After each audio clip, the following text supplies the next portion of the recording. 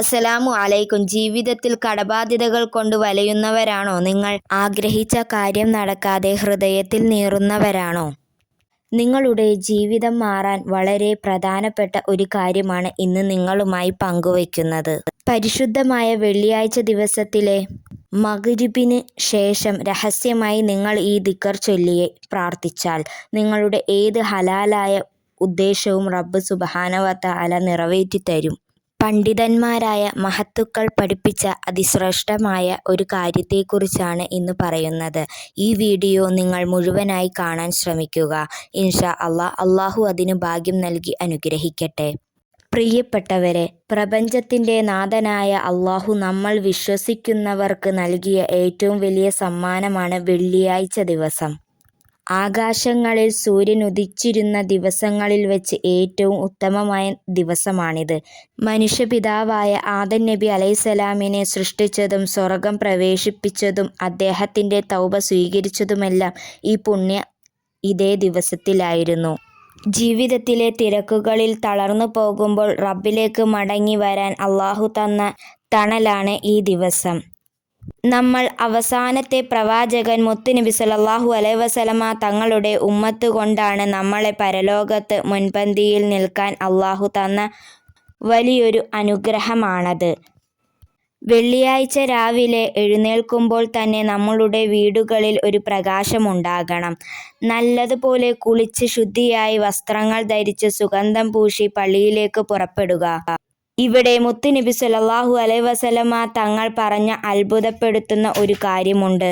ഒരാൾ വെള്ളിയാഴ്ച കുളിച്ച് നല്ല വസ്ത്രം ധരിച്ച് വാഹനത്തിൽ കയറാതെ നടന്ന് പള്ളിയിലേക്ക് പോവുകയാണെങ്കിൽ അവൻ വയ്ക്കുന്ന ഓരോ ചുവടിനും ഒരു വർഷം മുഴുവൻ നോമ്പ് നോറ്റതിൻ്റെയും ഒരു വർഷം മുഴുവൻ രാത്രി ഉറക്കമൊഴിച്ച് നിസ്കരിച്ചതിൻ്റെയും പ്രതിഫലമാണ് അല്ലാഹു നൽകുന്നത്.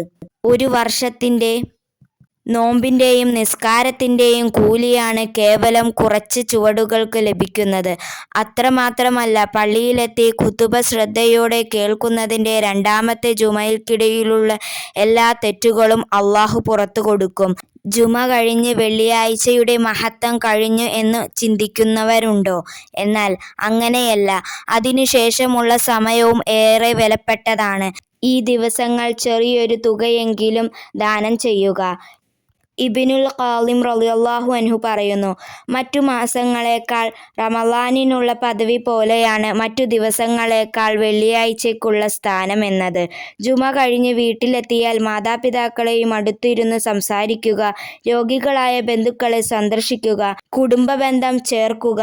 ആയുസ്സിലും സമ്പത്തിലും അല്ലാഹു അവനിക്ക് ബറക്കത്ത് നൽകും ഇൻഷാ അല്ലാഹ്. ഇതൊക്കെയാണ് വെള്ളിയാഴ്ച ദിവസത്തിൻ്റെ മഹത്വങ്ങൾ. ഇതിനേലും കൂടുതൽ മഹത്വങ്ങളുണ്ട്. ഇനി നമ്മൾ തുടക്കത്തിൽ പറഞ്ഞ ആ രഹസ്യമായ അമലിലേക്ക് കടക്കാം. വെള്ളിയാഴ്ച ദിവസങ്ങളിൽ പ്രാർത്ഥനയ്ക്ക് ഉത്തരം ലഭിക്കുന്ന അതിമഹത്തമായ ദിവസമാണല്ലോ. ഒരു പ്രത്യേക സമയമുണ്ട്. ആ സമയത്ത് നിങ്ങൾ ചോദിച്ചാൽ അല്ലാഹു തട്ടിക്കളയുകയില്ല. ഭൂരിപക്ഷം പണ്ഡിതന്മാരും ചൂണ്ടിക്കാണിക്കുന്നത് ഈ സമയം വെള്ളിയാഴ്ച മഗ്‌രിബിനും ഇശാഇനും ഇടയിൽ എന്നാണ്. ചിലർ അസറിനും മഗ്‌രിബിനും ഇടയിൽ എന്നും പറഞ്ഞിട്ടുണ്ട്.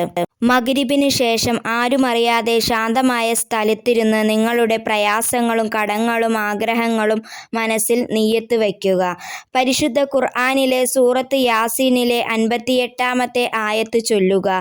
സലാമുൻ ഖൗലുൻ മിൻ റബ്ബിർ റഹീം. ഈ ദിക്ർ 129 തവണ ആത്മാർത്ഥമായി മനസ്സറിഞ്ഞ് ചൊല്ലുക. അതിനുശേഷം 2 കൈകളും ഉയർത്തി റബ്ബിനോട് വിങ്ങിപ്പൊട്ടി പ്രാർത്ഥിക്കുക. നിങ്ങളുടെ രോഗങ്ങൾ മാറാനും കടങ്ങൾ വീടാനും സമാധാനമുള്ള കുടുംബജീവിതത്തിനും വിദേശത്തോ നാട്ടിലോ നല്ല ജോലി ലഭിക്കാനും നിങ്ങൾക്ക് ചെയ്യാവുന്നതാണ്. ഇൻഷാ അല്ലാഹ്, റബ്ബ് സുബ്ഹാനഹു തആല നമ്മളുടെ പ്രാർത്ഥനയ്ക്ക് ഉത്തരം നൽകും. വെള്ളിയാഴ്ച ദിവസത്തിൽ ഉറപ്പായും നിങ്ങൾ ഇത് ചെയ്തു നോക്കൂ. നിങ്ങളുടെ ജീവിതത്തിലെ എല്ലാ ആഗ്രഹങ്ങളും അല്ലാഹു സഫലീകരിച്ചു തരുന്നതാണ്. നിങ്ങളുടെ ദുആകൾക്കെല്ലാം ഉത്തരം അല്ലാഹു നൽകുന്നതാണ്. അടുത്ത വെള്ളിയാഴ്ച നമുക്ക് ജീവിച്ചിരിക്കാൻ കഴിയുമെന്ന് ഒരു ഉറപ്പുമില്ല. അതുകൊണ്ട് ഇന്നു മുതൽ തന്നെ നമ്മൾ ഇത് ശീലമാക്കി തുടങ്ങുക. അല്ലാഹു സുബ്ഹാനഹു വ തആല നമ്മളുടെ പാപങ്ങൾ പൊറുത്തു തരട്ടെ, നമ്മളുടെ എല്ലാ ആഗ്രഹങ്ങളും നിറവേറ്റി തരട്ടെ. ആമീൻ യാ റബ്ബൽ ആലമീൻ. ഈ അറിവ് മറ്റുള്ളവരിലേക്കും നിങ്ങൾ ഷെയർ ചെയ്തു കൊടുക്കുക. അതിൻ്റെ പുണ്യവും നിങ്ങൾക്ക് ലഭിക്കുന്നതാണ്.